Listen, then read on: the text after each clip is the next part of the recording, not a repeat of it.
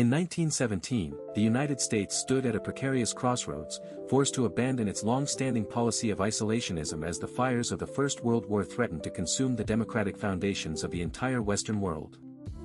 Before the conflict, America prioritized domestic expansion, but the sinking of the RMS Lusitania in 1915 and the provocative Zimmermann telegram, which proposed a German-Mexican alliance, made neutrality an unsustainable position for the burgeoning American industrial power.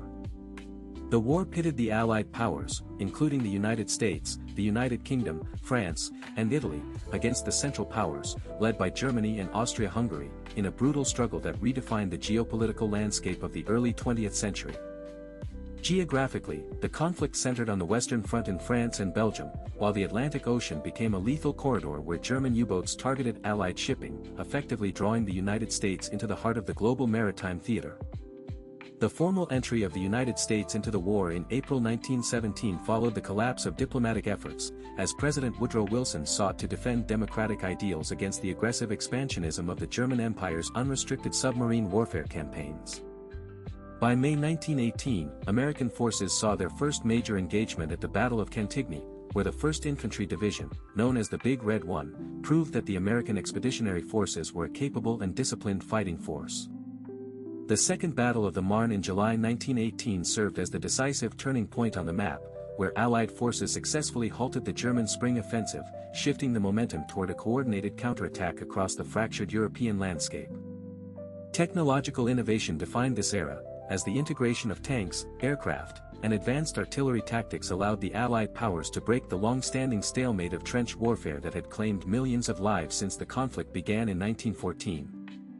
The Meuse-Argonne Offensive, beginning in September 1918, remains the largest operation in the history of the American Expeditionary Forces, involving over 1 million soldiers and ultimately forcing the German army to retreat toward their own borders by November. The human cost was staggering, with the United States suffering approximately 116,000 deaths from combat and the Spanish flu pandemic, which ravaged troop populations and civilian centers globally as the war drew to its exhausted, weary conclusion in late 1918.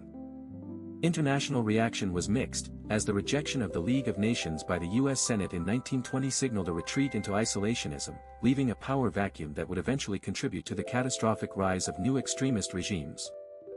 The interwar period saw a fragile peace, but the rise of Imperial Japan in the Pacific and the expansionist policies of Nazi Germany in Europe created a volatile environment that made another global confrontation appear increasingly inevitable by the late 1930s.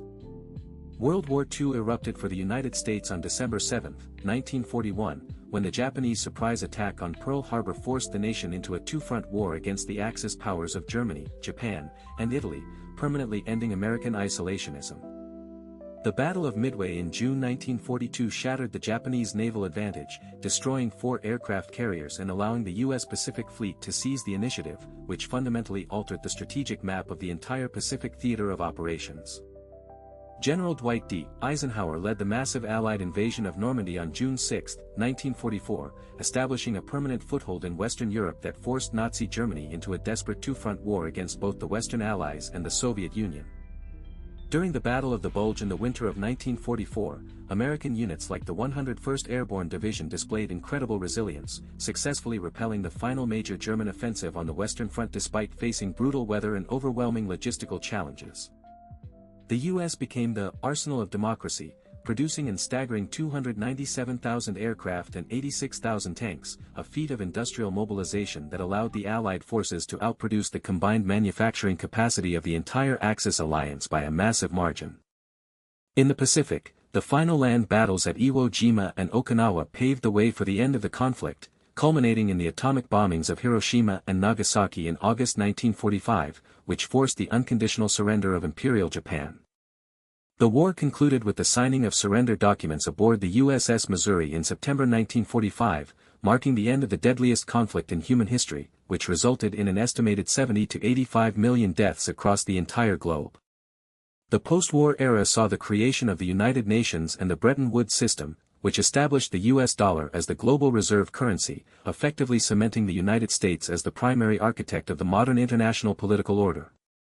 The shift from isolationism to global leadership created a bipolar world, setting the stage for the Cold War struggle against the Soviet Union, as the collapse of European empires left the United States as the dominant superpower in the West.